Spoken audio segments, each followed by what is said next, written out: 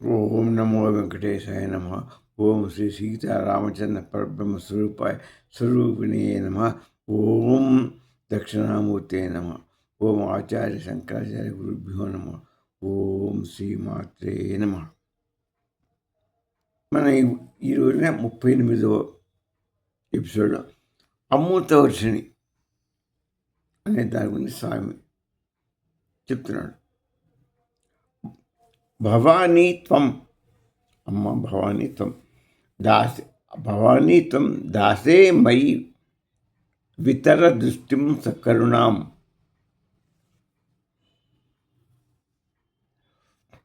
తర్వాత నఖలు అపరాధో మే దివిషద్ అపి ఎత్తే చర్ణయో ప్రణామం కుర్వాణః పతిత ఇవ మూర్ఖ జలమతి నమత్యేష త్రింబి ప్రతిమం అపి తే పాదయుగడం సమంతాద్ అప్పిచైతవ చరణయుగ్మంతు సుమనో. ఇది శ్లోకం. ఈ శ్లోకం నఖలు అపరాధోమి దివిషద్ అపి ఎత్తే చరణయో ప్రణామం కుర్వాణః పతిత ఇవ మూర్ధా జడమతి నమత్యేష తుంబి ప్రతిమం అపి తే పాదయుగడం సమంతాద అప్పిచ్చి తవ చరణయుగ్మంతు సుమను. ఇది ఇవాటి శ్లోకం. ఇది ఏం చెప్తుందంటే అమృతవర్షిణి గురించి మనకు చెప్తుంది. ఏమన్నా అంటే అమ్మ ఏమంటే దీని భావం ఏంటంటే, అమ్మ ఓ జగన్మాత, నా తల నీ పాదాలపై నేను పెట్టి వేడుకుంటున్నాను తల్లి. నీ చరణ పాదయుగ్మాలపై నేను పట్టి వేడుకుంటున్నాను. దాన్ని నన్ను అపరాధంగా, నా తలకాయ నీ పాదాలకు తగిలిందని నువ్వు అపరాధంగా భావించవద్దు.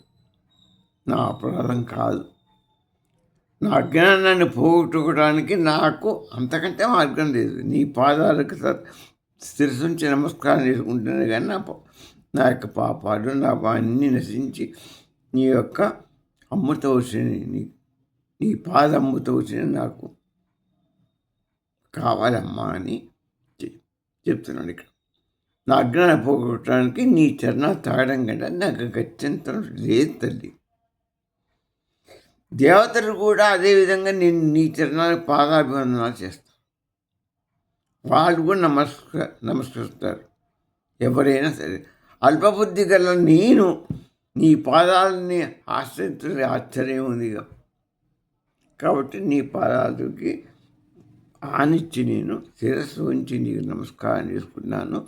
నాకు నీ పాదాల వింద నుంచి శ్రవించే ఆ దివ్య అమృతాన్ని నాకు ప్రసాదించాలి అని వేడుకుంటున్నాను. అంటే అమ్మని శరణాగతి వేడుకుంటున్నాం మనం. అమ్మని శరణాగతి వేడుకోవాలి. వేడుకుంటే అమ్మ పాదాలు శ్రవించే అమృత వర్షం మనకు, అమృత లాంటి ఆ వర్షం ద్రవం వస్తుంది. అది మన తలకు తగిలి మన జ్ఞానామృతంగా మనకు మారిపోతుంది. అప్పుడు మనకి ఆత్మజ్ఞానం కలుగుతుంది, మనం ధన్యులం అవుతాం. చకోర పక్షి కనుక అమ్మతో బిబిందుడు వాంఛకుడికి ఎట్లా నోరెళ్ళ పెట్టుకుని మనకు చకోర పక్షి ఆ విధంగా అమ్మవారి పాదపద్మ పట్టుకొని మనం ఆ తల్లి నుంచి అమ్మతో నుంచి మనం తీసుకోవచ్చు చేయవనాలని మనం ఇదవుతాం. దానికి అమ్మవారి పాదాన్ని ముట్టుకొని మనం శిరస్సు ఉంచి నమస్కారం చేసుకుంటాం, ఉపాసన చేస్తుంటాం. ఇదే శ్రీచక్ర బిందులో బిందు స్థానం చేస్తాం. ఇది ఒక శ్లోకం. ఇక రెండవ శ్లోకం ఇంకోటి ఉంది, అది చెప్పుకుందాం. ఇంకోటి ఏంటంటే,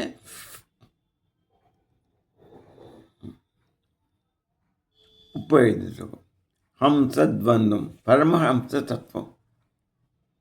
ఇది పరమహంసతత్వాన్ని ఇందాక మనం చెప్పుకున్నాం కదా, అమ్మవారి పాదాలను నమస్కరించుకుంటే మనకు అమ్మ పాలవింద నుంచి అమృతం ధారలు మనకు లభిస్తే దానివల్ల జ్ఞానం వస్తుంది అన్నాం. అదే పరమహంస తత్వం, అదే వివేక జ్ఞానం ఉంటుంది దాన్ని. అదే హంసద్వంద్వం. హంస జ్ఞానాన్ని స్వీకరిస్తుంది, అది పాలనను స్వీకరిస్తుంది, కానీ నీళ్ళని కనిపిస్తుంది. అది చాలా తెలియగలది. హంస మహా తెలియగలది, జ్ఞానపక్షి అది. అన్ని పక్షుల నాటిది కాదు, జ్ఞానపక్షి అది. అది జ్ఞానాన్ని తప్పితే నిర్మలమైన వస్తువైన పాలను సేకరిస్తుంది కానీ, స్వచ్ఛమైన వాటిని సేకరిస్తుంది కానీ, నిర్మలమైన వాటిని ఏమాత్రం మలినమైన అది స్వీకరించదు. జ్ఞానాన్నే స్వీకరిస్తుంది కానీ అజ్ఞానాన్ని స్వీకరించదు. అది ఇక్కడ ఏం చెప్పంటే పోయిన శ్లోకం రమణ మహర్షి గారు కూడా ఈ శ్లోకాన్ని చాలా మెచ్చుకున్నారు. సమున్మీలత్ సంవిత్ కమలమక మకరందైక రసికం. సమున్మీలత్ సంవిత్ కమల మకరందైక రసికం భజే హంసద్వంద్వం కిమపి మహతాం మానసచరం.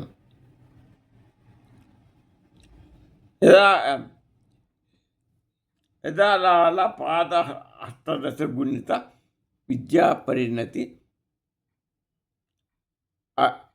రజాతత్తే దోషద్గుణ మకిర మధ్య భయ ఇవ. అంటే దీని అర్థం ఏంటంటే చాలా గొప్ప ఈ ఎప్పుడైనా రెండో శ్లోకం నేను కొంచెం ఘాటుగా అది సవిస్తరంగా రెండో పారి పెడతా అని చెప్పాను. ఇది చాలా ముఖ్యమైన శ్లోకాలన్నీ రెండో పారి పెడతాను. ఫస్ట్ శ్లోకం భావం.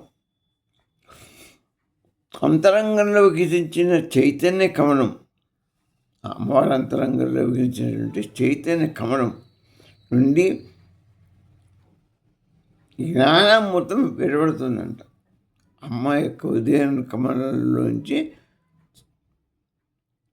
చైతన్యవంతమైన జ్ఞానామృతం అది ద్రవిస్తుంది.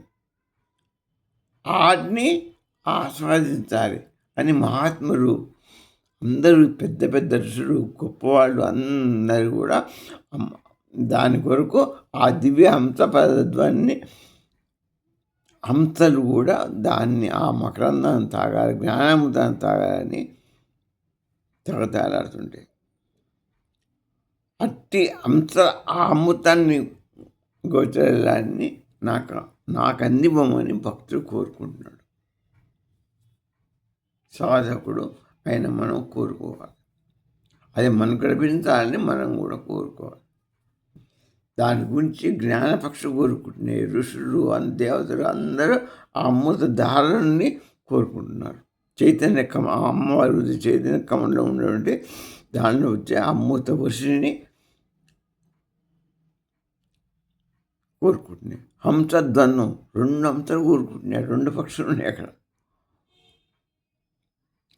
ఆ హంస సంభాషణ వల్ల ఏం చేస్తుండే, హంస తాగితే హంసల వల్ల సంభాషణ వల్ల ఆ అమృతం తాగితే ఏమొస్తుందంటే 18 రకాల విద్యలు పరిపక్వత పొందుతాయి, మనకు లభిస్తాయి. అమృతానికి మనకు దొరికి ఇంకా తాగితే మనకి 18 రకాల మహావిద్యలు వస్తాయి. అందుకని దాని కొరకు అందరు ఋషులు, మహానుభావులు అందరూ దాని హంసలు కూడా తలసాలాడుతున్నాయి. అయితే అవి అమృతం కొరకు మనం కూడా తలతాలాడుతాం, కానీ మనకు ఆ భాగ్యం రాదు. ఆ మకరందుగా అంటే మనకు అమ్మ మీద ఎంతో గాఢమైన భక్తి కావాలి. ఎంతో వాళ్ళు వేల సంవత్సరాలు తపస్సు చేసినటువంటి ఆ ఋషులు వాళ్ళకే సాధ్యం కాబట్టి మనకే సాధ్యమవుతుంది. అయినా మన యొక్క కోరిక, మన ప్రయత్నం, మానవ ప్రయత్నం అని చేస్తాం. ఇది ఈ గొప్పది. సంవిత్ చైతన్యం, సంవిత్ కమలం అంటే ఆ సంవిత్ కమలం అమ్మవారి చైతన్య స్వరూపం అనే ఒక కమలం నుంచి వికసిస్తున్నటువంటి జ్ఞానామృతం అది. సాధారణ మనిషిలో మామూలు చైతన్యం ఉంటుంది. ఈ శరీరానికి ఈ చైతన్యం మన పనులు ఇవ్వడానికి మాత్రమే పనికొస్తుంది. ఈ చైతన్యం అది సాధారణ చైతన్యం కాదు. సాధారణ చైతన్యం దేని పనికొస్తుంది? అన్ని పనులు చేస్తుంటుంది. మనలో ఉన్న సాధారణ చైతన్యం మంచి చెడు అన్ని కర్మలకి పనికొస్తుంది. అవిద్య పనులు, వాసనలు, రాగద్వేషాలు, అహంకారం చేస్తుంది. తర్వాత మంచి పనులు కూడా కొన్ని చేస్తుంది. విద్య రాగద్వేషాన్ని అహంకారం ఉన్న పనులు కూడా ఆవృతమై ఉంటాయి ఈ యొక్క మన యొక్క చైతన్యం. ఈ సంవిత జ్ఞానోదయంతో చేసే సంవిత్ కమలంలో వచ్చేటువంటి అమృతం కనుక తాగితే కొత్త చైతన్యం పుట్టడం కాదు, 18 రకాల మహావిద్యలు వస్తాయి. తర్వాత అది అంతులేని జ్ఞానాన్ని ఇస్తుంది. ఆ చైతన్యం మన అజ్ఞానాన్ని తరగొడుతుంది, మనకు జ్ఞానాన్ని ప్రసాదిస్తుంది. మనలో అంతమునుపు ఇన్ని జన్మల నుంచో పేర్కొని పోయినటువంటి అజ్ఞానం, అవిద్య పొరలన్నిటిని తొలగిస్తుంది. హృదయగంధులో ఉన్న పొరలన్నీ, బంధనాలన్నీ తొలగిస్తుంది. ఆ జ్ఞానామృతం కింద మనకు దొరుకుతాయి. అమ్మ యొక్క చైతన్య స్వరూపమైన అమృత కమలం నుంచి, జ్ఞాన కమలం నుంచి వస్తున్న మకరందాన్ని మనం తాగితే మనకు ఉన్న బంధనాలన్నీ పోతాయి. మనకు 18 విద్యలు తిరిగి మనకు లభిస్తే మహావిద్యలు. ఇది ఆ జ్ఞానమృతం యొక్క విలువ. కాబట్టి దాని కొరకు మహర్షులు 24 గంటల తాగుతున్నారు. దాన్ని తాగాలని, దాన్ని పొందాలని అందరూ దేవతలు, అందరూ ఋషులు, గొప్ప గొప్పవాళ్ళు. ఈ 2 హంస పక్షులు కూడా దాని గురించి, జ్ఞాన పక్షులు కూడా దాని గురించి చెబుతుంది. మకరందం, ఆ మకరందం అంటే దాని పేరు జ్ఞానామృతం. అది ఉట్టి మకరందం అంటే తేనె లాంటి పదార్థమే, తీయగా ఉంటుంది. కానీ దాన్ని మకరందం అంటే అక్కడ జ్ఞానామృతం. అది జ్ఞానం అనేటువంటి మకరందం. ఆ కమలంలో మకరందాన్ని హంసలు ఆస్వాదిస్తున్నట్టు ఈ మన గురువు గారు చెప్తున్నాడు. అంటే అది ఒక హంస జ్ఞానపక్షి అమృతం. అయితే ఈ తాగుతున్నాయి అంటే అవి జ్ఞానాన్ని, వాటికి స్వచ్ఛ శుద్ధ పదార్థాన్ని తీసుకుంటాయి. కాబట్టి అది ఎంత పవిత్రమైందో మనం తీసుకోవాలి. మనము ఒక వస్తువుని టెస్ట్ చేసే ముందు, మనం తీసుకునే ముందు కొన్ని టెస్టులు చేస్తాం. ఇది ఒక రకం ఉంటుంది. ఇక్కడ జ్ఞానాన్ని టెస్ట్ చేయాలంటే ఏం చేస్తాం? మన వల్ల కాదు.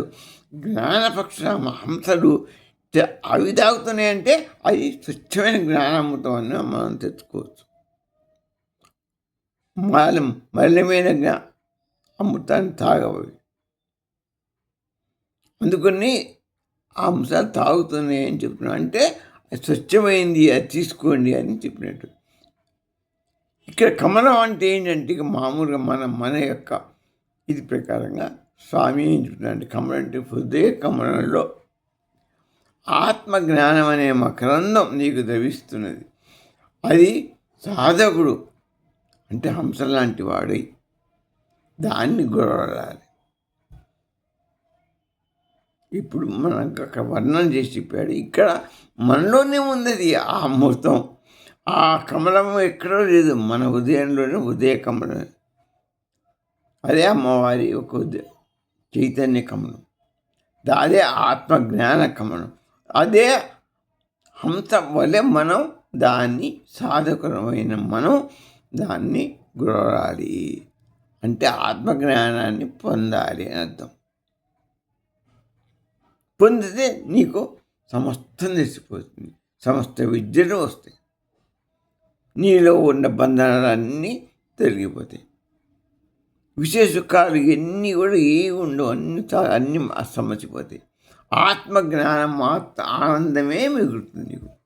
అదే నీ యొక్క స్వరూప ఆనందం.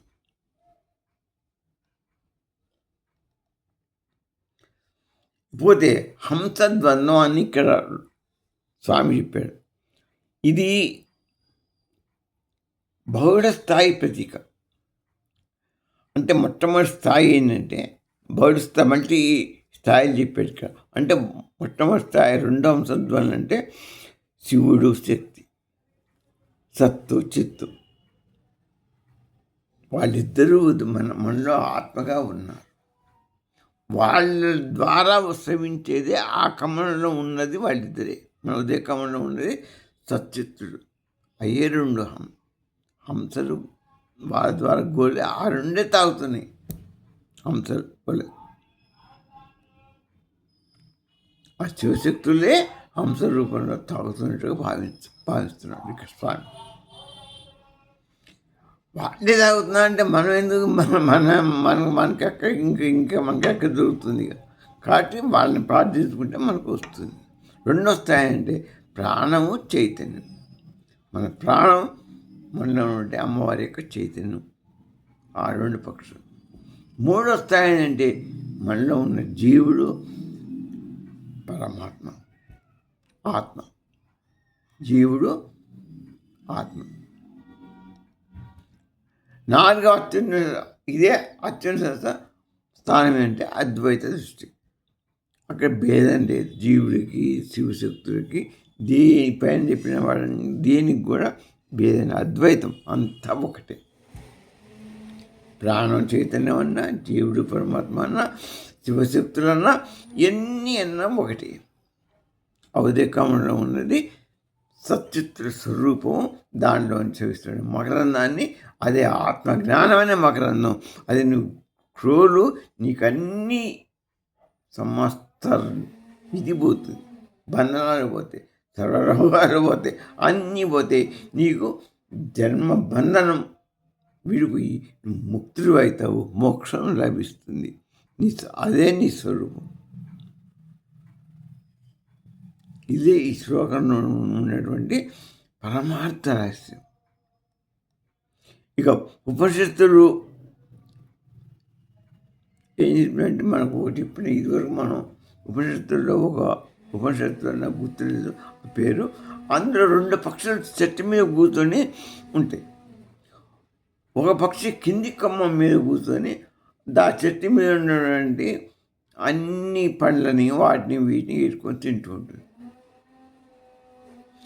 పైన ఉన్న ఇంకో పై కొమ్మ మీద ఉన్న పక్షి అన్నిటిని చూస్తుంది, కానీ దేన్ని అంటుకోదు, దేన్ని తినదు. ఆ రెండు పక్షులు ఇక్కడ హంసలుగా మనకు చెప్పాడు. ఆ రెండు పక్షులు జ్ఞాన పక్షులు, ఇక్కడ హంసలు కూడా జ్ఞాన పక్షులు లాంటివి. ఎట్లా అంటే కింది పక్షి జీవపక్షి, జీవుడు. జీవుడి కోరికలతోనే అన్ని నానా కోరికలు ఉంటాయి కాబట్టి అన్ని పండ్లని మంచి పుల్లు పండు, తేలిపత్తి, తీయటి పండు అన్ని ఏరుకుంటూ అవి వీసుకుంటూ మొత్తం అన్నిటి తింటున్నాడు.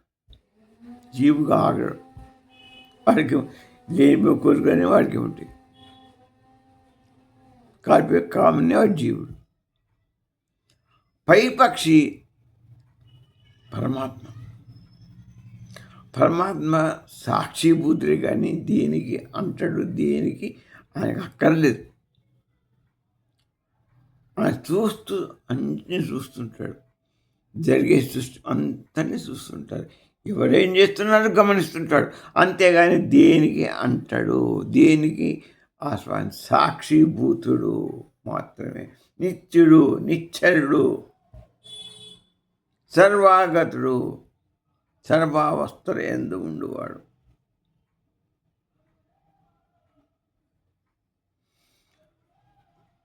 ఏ పక్షులు ఇక్కడ మనం చెప్పుకున్నా అది పరమాత్మకి మనకున్న ఇది ఏంటంటే ఇప్పుడు నేను చెప్పినటువంటిదే పరమాత్మకి ఆత్మకి తేడా. ఆత్మలో ఉన్న సాధకుడు పరమాత్మ స్వరూపుడు కాబట్టి అది ఆత్మ దేనికి అంటుకోదు. ఈ జీవుడు మాత్రమే ఈ కోరికలు వీటికి బలైపోతాడు.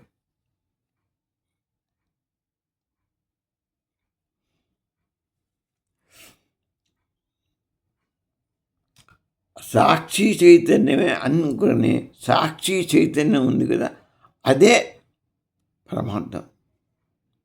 మన ఈ శరీరానికి సాక్షి చైతన్యమే ఆత్మ. సాక్షి చైతన్యం అంటే ఆత్మ, సత్యస్వరూపం, బ్రహ్మస్వరూపం. అందుకనే మన్నే ఆత్మ అంటే పరమాత్మ స్వరూపమే, పరబ్రహ్మ స్వరూపం, బ్రహ్మస్వరూపం.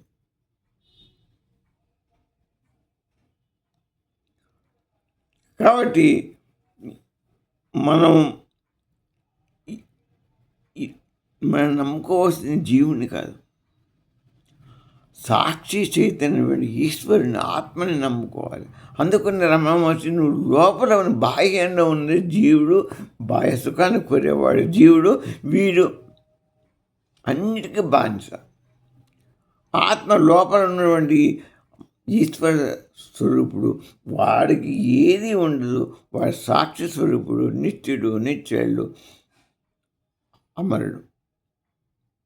కాబట్టి వాడిని దర్శించుకుంటానికి అన్ని పాపాలు పోతాయి, అన్ని కోరికలు నెరవేరుతే జ్ఞానం ఉదయం కదా. జ్ఞానం ఆ పక్షుల లెక్క నువ్వు దాన్ని కోరుకో, ఆ మకరందాన్ని తాగు, జ్ఞానామృతాన్ని తాగు అని చెప్తున్నాడు స్వామి. మహతాం మానసం అంటే మహాత్ముల మనసులో విహరించేది ఈ ఆత్మ చైతన్యమే కావాలని వాడు కోరుకుంటాడు.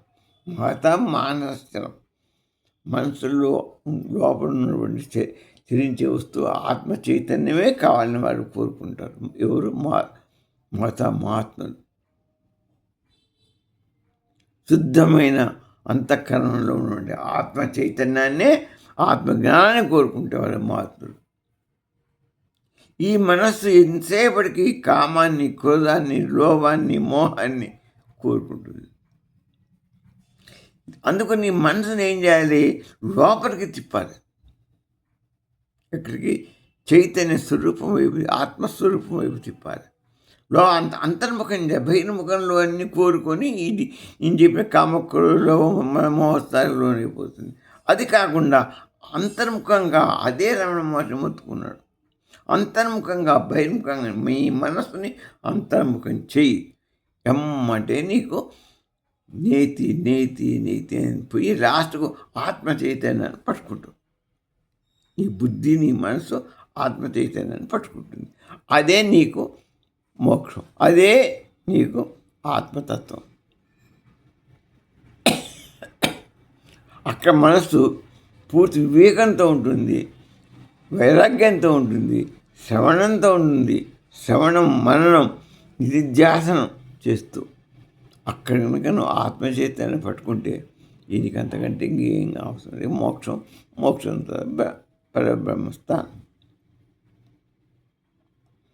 దీన్నే పరమహంస తత్వం అంటారు.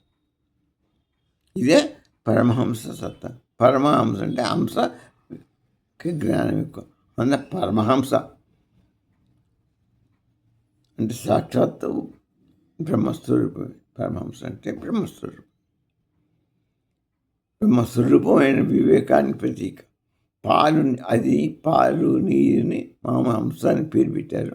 హంస అనేది సంప్రదాయానికి మనం చెప్పుకుంటాం. అది పాలు నీటిని వేరు చేస్తుంది. పాలనే స్వచ్ఛమైన పాలను తాగుతుంది.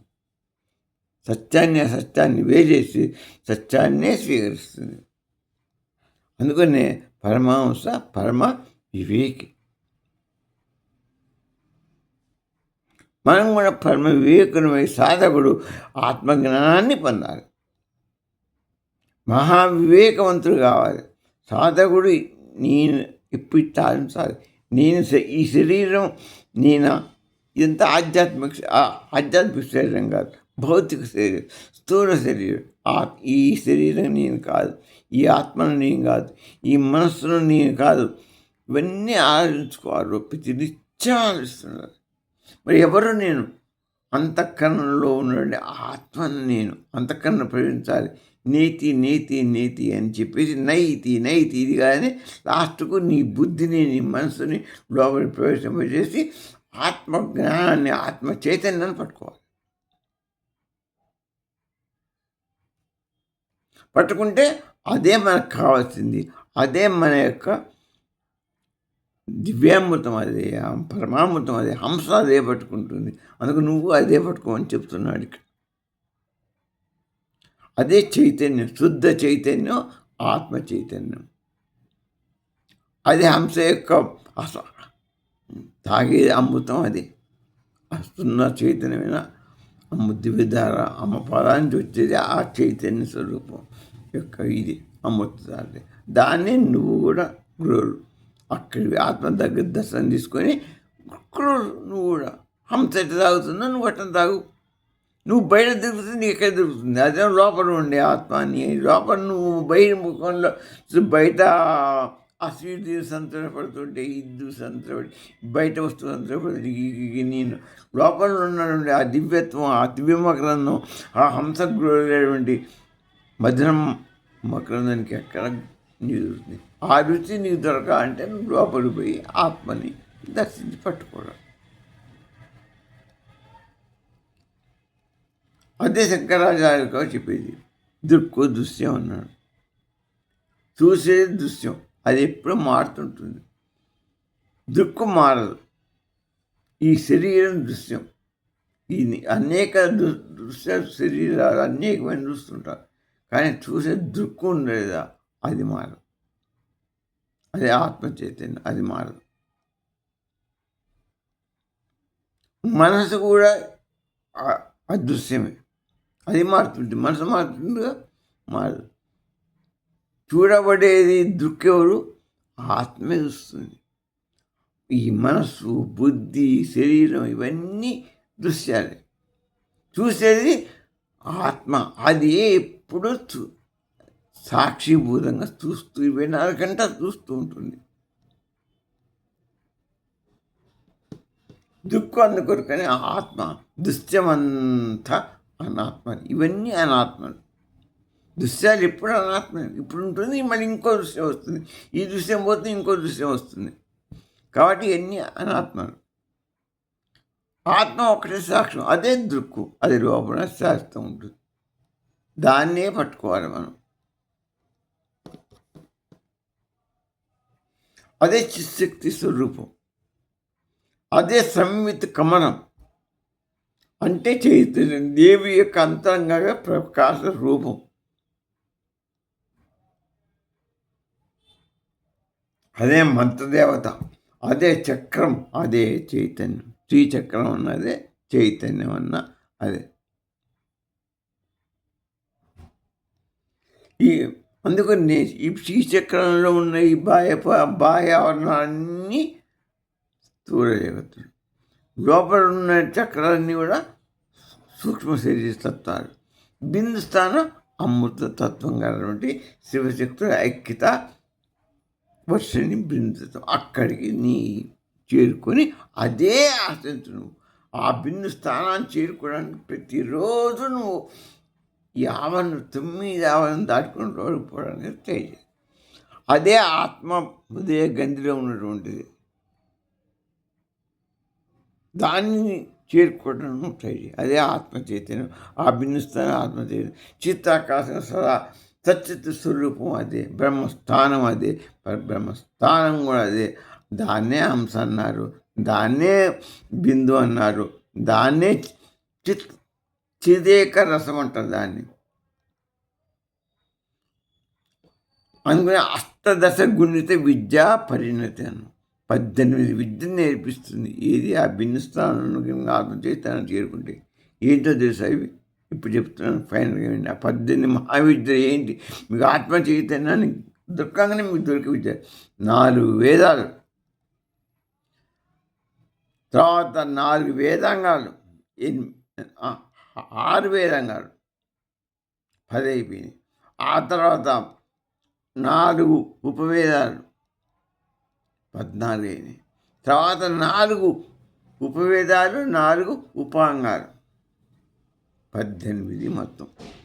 ఈ 18 ప్రసిద్ధ విద్యలు. ఎందుకంటే ఏం లేదు. ఆ విద్యలన్నీ నీకు అమ్మ ఆ బిన్స్థాన శిశుక్తుల స్వరూప దర్శనం నీకు లభిస్తే నీకు లభిస్తుంది. నీ జన్మతో ధన్యమైపోతుంది. ఇదే మానవుడి కోరిక, ఆకాంక్ష. మన కోరిక అదే ఉండాలి, మన గమ్యం అదే. మన కాబట్టి అందరూ అదే గమ్యాన్ని పెట్టుకొని ప్రవర్తించమని నాకు ప్రార్థన. స్వస్తి.